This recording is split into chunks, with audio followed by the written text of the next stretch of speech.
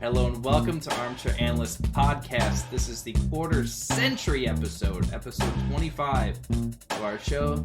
I'm your host Johnny. With me always is Ace Windu, my favorite lightsaber character. All right, boss. We got a lot to cover and not a whole lot of time to get into it, so I'm going to kick us off right away. We got Johnny's Random Rant this week. This one is incredibly topical. I know that everyone is going crazy about how the Redskins are finally retiring the nickname, and they're kind of stalling and trying to come up with something new. We'll go into that in a couple minutes here, but honestly, it as great as it is that they're finally moving on from a racial slur of a ball club name, it's actually incredible that nobody's missed a beat at all as far as the NFL Pro Shop. If you go on their website right now, I even tweeted early on our account, they literally are just selling all of the merch still. Like, it doesn't even matter. They're trying to get their buck. They're not going to pull the products. And it's just really messed up. Like, if everyone's embracing the change and they're trying to be all PC about it, it's just really sad that, you know, the corporate goons are still trying to make their buck and sell out their stock. Like, it just seems counterproductive. I mean, I didn't expect anything less, don't get me wrong, but it's just kind of messed up that, you know, everyone's all for change and Goodell and everybody are all trying to embrace social injustice, all that kind of stuff, but the fact that they're still going to try to make their thousands as the name goes away, it's like, I don't know. It's kind of messed up to me, but... The same vein, Nike, billion-dollar company, is pulled all of their merch off, I believe, and even FedEx announced that if they didn't change the name, they basically gave them a deadline, more or less, this week of they were going to take down all of their signage and everything at the stadium, at Washington Football Stadium, if they didn't change the name. So it's like, come on. Everyone's doing the right thing except for the team or the NFL, I should say. You mean that the league that owns and runs all of the teams and helps them participate against one another? Yeah. Thank you for finishing my thoughts. That helps. See, that's just where we are. That's where we are in our relationship. We're a little different than other people, but that's the Random Rant. For further details, I mean, you don't even have to look too far to find some sort of news story calling them out. But, I mean, early this week, or late last week, I guess, Amazon and Walmart pulled all their merchandise featuring the old nickname. Oh wow! Even more companies. Yeah, so like everyone's favorite owner, Dan Snyder, has been on a timer, and I mean, in the last like 2.5+ decades, this has come up I don't know how many times, and they've just been able to stall it out until, you know, people kind of forgot about it, and then the season started. You know, now got so much time before the season starts, and there's nothing else really pressing. I mean, there's this small pandemic and what people are going to do about it, but I mean, right now everyone's just watching to see what the other sports do. So all the pressure's on them, all the balls in their court, and you know, opportunity is it's quite a thing these days, and it looks like there's a couple people who've been trademarking some of the Redskins or the Washington football team's possible nicknames. The Red Wolves, the Red Tails, the Monuments, the Veterans, Freedom Fighters, the Radskins, the Potomacs, the Red-Tailed Hawks. Renegades. Yeah, there's a Virginia realtor, and he trademarked almost or all of those. So, I mean, I know that the Washington Warriors is probably going to be the most likely candidate to emerge out of all these names, but this dude saw an opportunity and hopped on it, because this was done... 6 days ago? So yeah, July 8th from recording. Yeah, July 8th. So he saw an opportunity and he hopped on it. But respect, very, very clever. and to kind of wrap it all up too is until corporations started really coming out, FedEx and Nike and, like you mentioned, Amazon and Walmart, no change was really going to happen, unfortunately. So it's good to see them kind of, you know, spearheading this together, but it is sad that, you know, freedom of speech really had, you know, limited effect on trying to get this name changed years ago, and even whatever the case. So yeah, good to see it happen. And I know the players and fans and internet trolls alike all have mixed reviews, and everyone's throwing their own 2 cents around. So obviously this isn't going to be like an overnight switch once they come up with a new nickname. There's going to be a lot of hard-headed people fighting for the old days. But I Mm-hmm. mean, you can still go to the Washington's Reds website, Redskins.com. Like, they don't have anything. They have a statement posted, and that's literally it. There's nothing else. And that's just talking about how they're going to have the review of the team's name and how Dan Snyder and Coach Rivera are working to formulate a new approach for the team. But I mean, other than that, like, it's literally no indication that this is going to change. And then you got to think, come next year when there actually can be fans, they're not going to be wearing the new jerseys. They're going to be wearing the old ones. So Do they let fans in that are wearing? Yeah, that's what I was gonna say. how could they not? That's gonna be so crazy to try to police. After having a year of what? Well, I mean, it's not like they're gonna send them away. It's not like Yeah. it's hate. It's still. I don't see how they could not, especially after having a year of not having fans. You're not going to turn away money. Oh heck Like, no. if you were unemployed for a year and you got a really crappy job offer, you're probably not going to turn it down. Like, if they can get a chance to get some revenue and sell some of their merch that nobody should be buying anymore, or people can go to a game even though they're a new team, I mean, they're not going to deny them. So yeah, it's going to be messy, but I mean, I think it's long overdue. It's kind of weird how a lot of the other teams in the same vein, like the Cleveland Indians, and I know that we were talking about a little bit before we were recording. We were talking about like the Blackhawks and stuff like that, but it's a little weird that no one else is really feeling the same kind of pressure at the Reds. I know the Redskins seems like the worst of them all because it's literally depicting the color of a Native American's skin. You But said it first the first time. Or you said it right the first time. So I know that there'll be some other stuff happening, but Yeah. I think it's overdue, and I'm surprised that it really took this long. With how I know that everyone's as sensitive and outraged as ever, but it's still surprising to me. But Thanks, COVID. Right? Yeah, we got a lot of time on our hands, and the only ways to get expressing ourselves in the interwebs. So that's why the Twitter and Facebook warriors have been running rampant. So. I see what you did there with I've been in there Warriors. too. That mob mentality is it's quite a thing. So, I know that you had lots and lots and lots of vital Minnesota information to cover as we get back to our regional updates. Now that stuff's actually happening, because we are actually going to have sports soon. So why don't you kick it off with the big story coming out?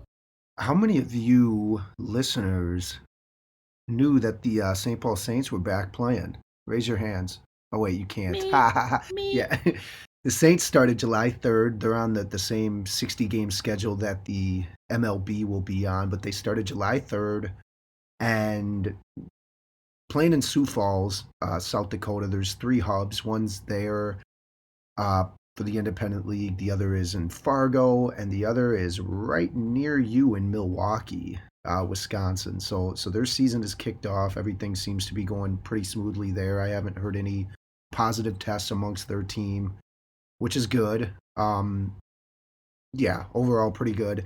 The Twins have been playing intra-squad games at Target Field in downtown Minneapolis. I've seen some actually pretty sweet pictures, daytime pictures of the overall atmosphere and just what's going on there. There are some players, I think, on the team themselves that are going to be wearing masks, and their season kicks off like during the course of play, I should say, wherein players are going to be probably wearing masks on the field and the dugouts, whatnot. Their season again, Brewers, Twins, all of baseball kicks off on 24th. I think it's actually the 23rd. There's a few teams playing. There's some marquee matchups, and then the 24th, all the rest of the teams will officially begin. I'm excited to see Josh Donaldson in a Twins uniform. There was some little bit of scary news. Byron Buxton, our center fielder, who seems like he's hurt every year, suffered what apparently is only just a sprained ankle, knock on wood. So that's good news. But the bigger news, the Minnesota Wild have officially taken the interim tag off of their head coach. Dean Evison is the new, or officially the Wild coach. The interim tag slapped away from him. So that is good news as they kicked off training camp yesterday. given I believe it's 24 team hockey restart to the schedule here coming up next week. They're going to be starting around the same time as MLB. I know we don't talk too much about hockey, but it is good news to have a pretty, obviously a coach, stability at the head coaching position, especially with veterans. You got a lot of youthful talent. We actually just signed a new guy recently, which I don't even know when the trade deadline. Apparently, there's no trade deadline, or maybe the restriction has been lifted. I didn't even know we could sign players now, but from what I read, we signed a pretty good young player to help on the center line or the start there. Let's see. Do you got some stuff for your side of the regional update? Well, I find it interesting that I ask you to tell like the big news, and you start with the St. Paul Saints. Well, I wanted to finish with the bigger of that. You never bury the lead, bro. Come on. You're right. I was hoping that you would address that the Big Ten and Pac-12 introduced a conference-only football schedule in hopes to reduce travel and spreading of the coronavirus. This is obviously pretty big, as those are two of the larger conferences in college football. Mm-hmm. As of recording, we haven't seen any other news of any other conferences following suit, but you can bet your brother that someone, at least a few of the other ones, if the SEC falls into that too, I think we're going to see something very close to probably one of the worst things we've ever seen. Yeah. I hate to say it, but I kind of I long for the days when the Badgers aren't playing a Big Ten opponent. I mean, some of the games are really great to watch. Like, we always like watching the Michigan State, but getting our butts kicked by Ohio State every year. I mean, don't see been that, there, right? done that, yeah.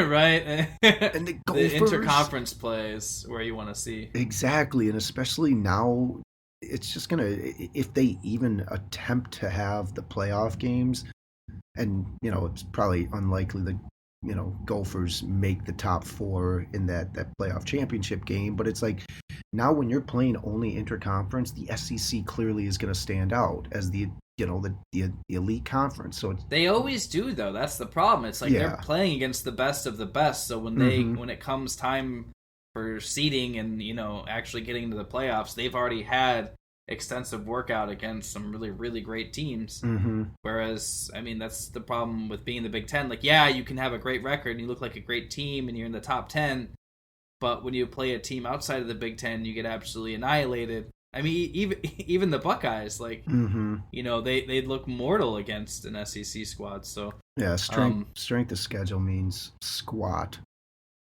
Yeah, well, I mean, I think this is like just a precaution for the students, but I think this is more kind of lining up to our hypothesis that there's probably not going to be college football. NFL might be a little bit easier, but when you're putting students at risk, I mean, they don't even know what they're doing, like if they're even going to have actual courses or not, or if they're going to have online. Which then you have the whole argument of, the students still held accountable for their grades as athletes throughout the season. Like dude, this is a whole can of worms that I can't see it happening for us, as much as I would love to see some college football. I, honestly, if you'd asked me to pick between NFL season and a college football season, I would take college football. It's messed up, but I really would, because I just my I would have overall lost disdain that. for the NFL as a whole. The Packers I love to death. Like, it's weird as some of the decisions they make. I mean, you should see the room I'm recording in right now. Literally a shrine to the Green Bay Packers, of old and of new. But we'll video chat soon, listeners. Oh yeah, we'll tease that at the end, dude. Come on. But yeah, it's a big story. But if other conferences fall in line, it's gonna be messed up. But yeah. Little more regional stuff. We got 10 days until the Brewers' first pitch, which I am super excited about, opening up versus the Cubbies. What's not so great is that this is the last year of the naming rights for Miller Brewery, so it's the last year of Miller Park. It's also the Brewers' 50th anniversary, and there's no signs of fans being permitted. So I'm excited for baseball, but damn, am I sad for baseball right now. So it's It's going to be rough. They haven't even given us any idea of when fans might be allowed in, but you got 60 games to play with. It gives you a little bit of time to kind of work out some kinks and maybe at least have limited seating. Mm-hmm.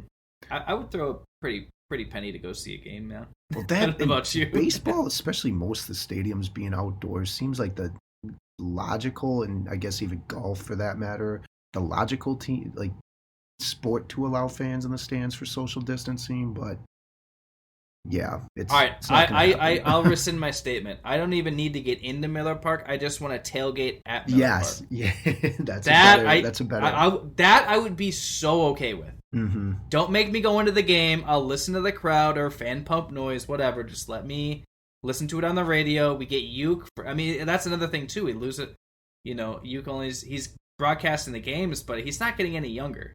Mm-hmm. So I'll listen to him on the radio.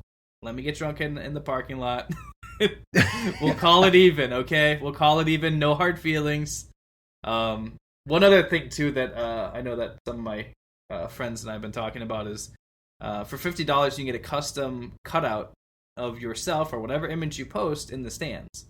So if you have like a selfie or what have you, if you pay $50, you can get a nice big cutout put in the seats. I don't know how they're going to integrate this into the telecast, like if they're gonna, like when they normally have fans in the stands, sitting, they'll pan to them, when it's a little bit slower, or like when they're swapping out pictures or for mound visits or whatever. And paid attendance is, well, let's see, people spend 50 and if you get it for the whole season, you get it for 30 games. I mean, $50. I mean, it kind of goes a long way.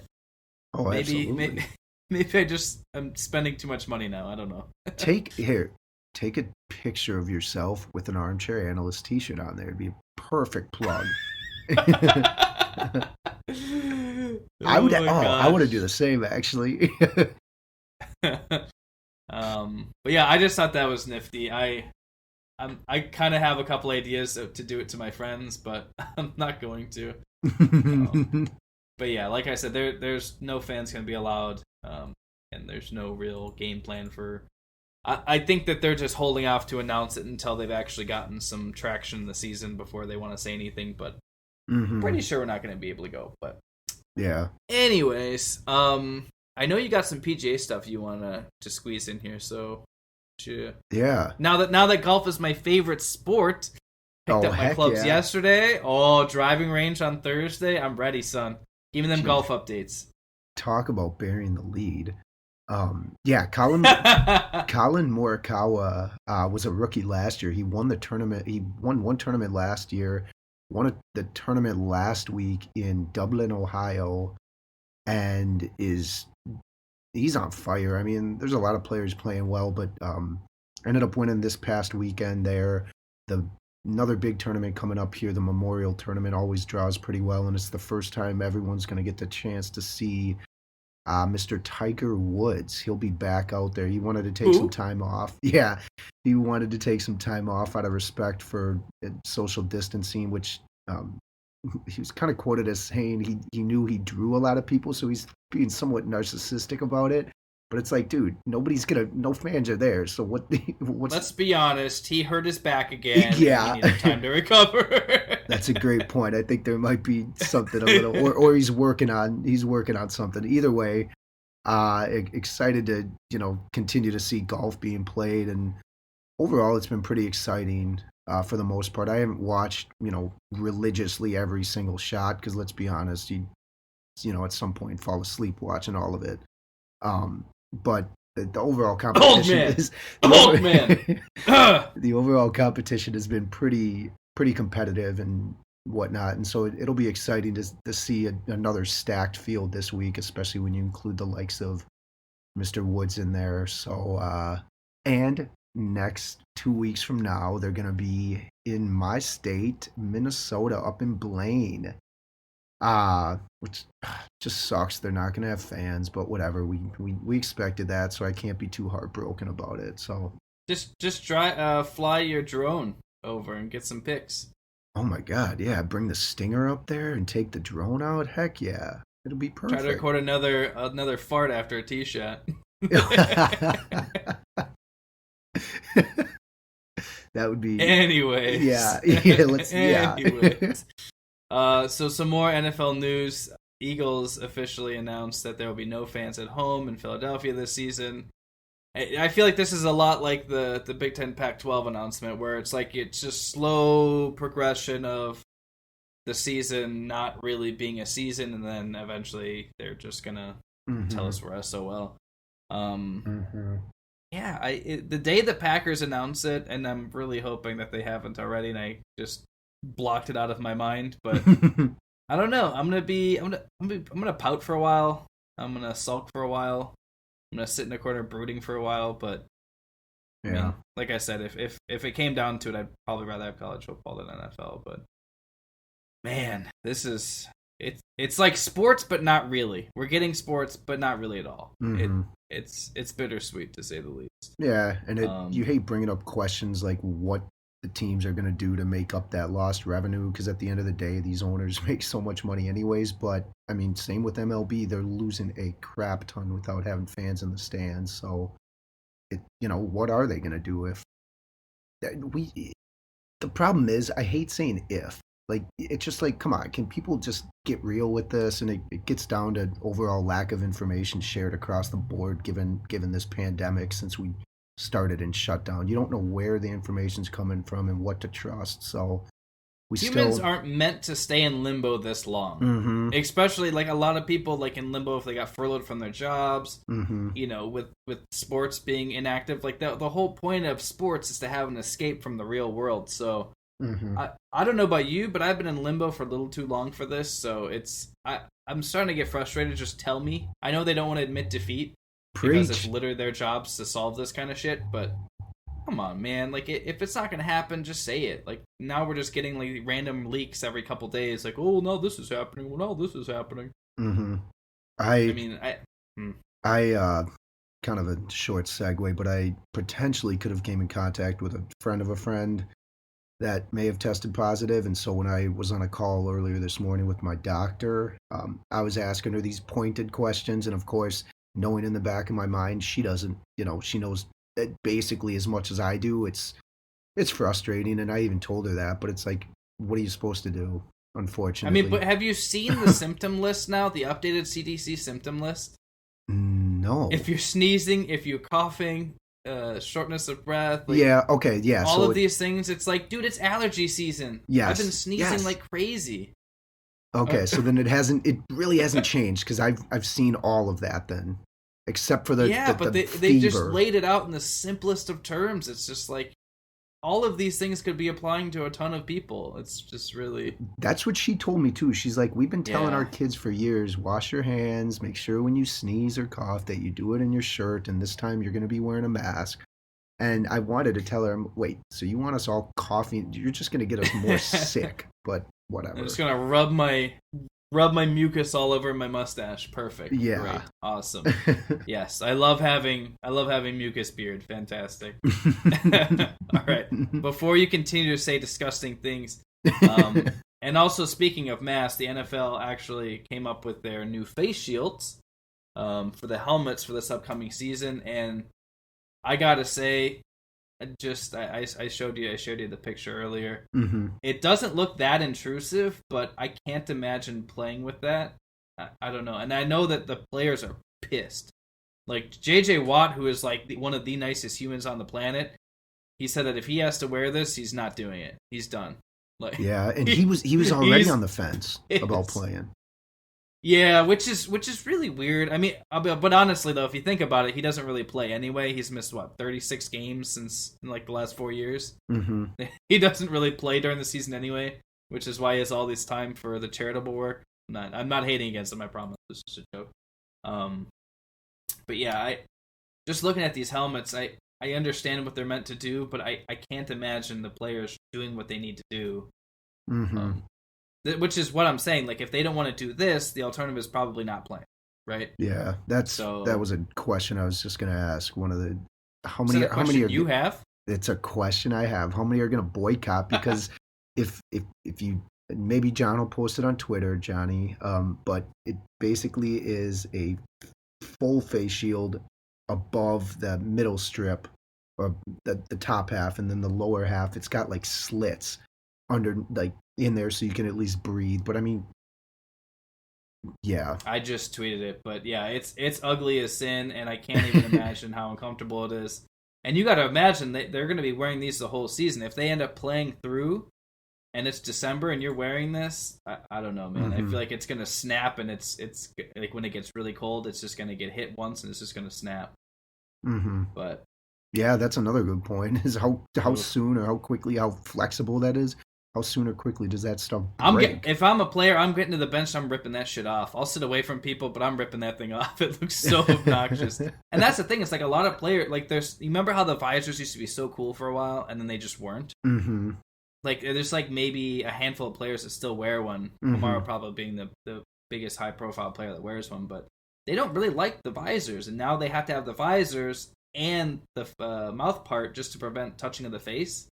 Yeah. Gloves or not, touching the face is the easiest way to transmit it. So, it's out there. They're doing stuff. I get it, but dude, I can't see it happening. Yeah. We are moving right along, but we are running a little short on time. So I say we just stop with the rest of the podcast and we just do the one thing that matters: Ace's Quick Six. Yes. What you got this week? Yes. I kind of in lieu of all this NFL talk and fans in the stands, I'm basically Ace's Quick Six, the 6 likely NFL teams that will have fans in the stands. Even if it's like a 25% or whatever capacity restrictions warrant. And this one, the first one, Jacksonville, I saw this like a week or two ago. I just happened to be browsing one of the sports sites that I read, and I believe they mentioned they intended on trying to do whatever they could possible to get fans in the stands. Because I mean, let's be honest, Jacksonville's not the best team, so they need to make. So say, isn't 25% like their projected total for a regular season? Yeah, that too. And Florida clearly doesn't care about the pandemic and trying to keep people healthy and safe. So, in that same vein, I thought then that Miami was going to be another one. Warmer climates, it's rumored that can maybe potentially kill off the spread of it a little bit, and again, it's Florida. So also, best case scenario, they were hoping for a quarter attendance anyway, so that works out. Yeah, perfect. So there is sort of a theme, I guess, to this all. The next one, the Cowboys. There is definitely a theme to this. The Cowboys and the Texans, both from Texas. I cannot see Jerry Jones or even the owner of Houston's team, kind of sitting pat without fans. I mean, maybe, who knows, but Jerry Jones seems to kind of be a one-man wrecking ball sometimes and kind of leads the owners in a lot of different ways.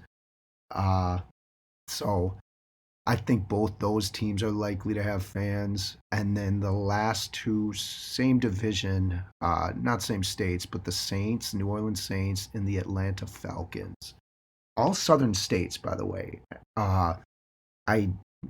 I know the Saints, or I knew New Orleans, Louisiana, especially New Orleans, has been hit pretty hard. But I mean, in that same vein, so is Miami, and Atlanta. Point is, I just think that these stadiums, yeah, a few of them are indoors, but I just think that overall the fan bases are super strong in all of these, except for the Jacksonville and Miami. But except for half the list. Well. I'd say 4 out of 6 is fairly strong. Atlanta. Oh, heck all right, yeah. so you got 3 domes and then 3 outdoors, and they're all southern states. So yep. I say off air we split this and we do little prop bets and see what actually ends up happening here. I like that. I'm all on board for that. I gotta make my money off you somehow here, kid. Alrighty. Well, that was cool. I'd like to keep track of that going into the season to see what actually ends up happening. But that's our show for this week. We thank you guys for listening. If you're not already, please give us a follow on Twitter at AA Podcast. We tweet pretty much everything we talk about just so you can get your information, see cool pics, all that fun stuff. Tweet goes out whenever an episode goes up as well, so you can keep tabs on us. Mm-hmm. Yeah, this is episode 25. It's we've come a long way. We're at our half birthday for the podcast, so woo. Big deal. Woo woo woo. And as mentioned a billion times before, actually 24 times before, we're available on numerous different platforms: Apple Podcasts, Spotify, Google, Stitcher, Radio, TuneIn, Podcast Addict, Podchaser, Deezer, you name it, we're on it. So yeah, if you're on any of those, feel free to give us a follow, like, subscribe, comment, review, anything. It's going to help us out in the long run.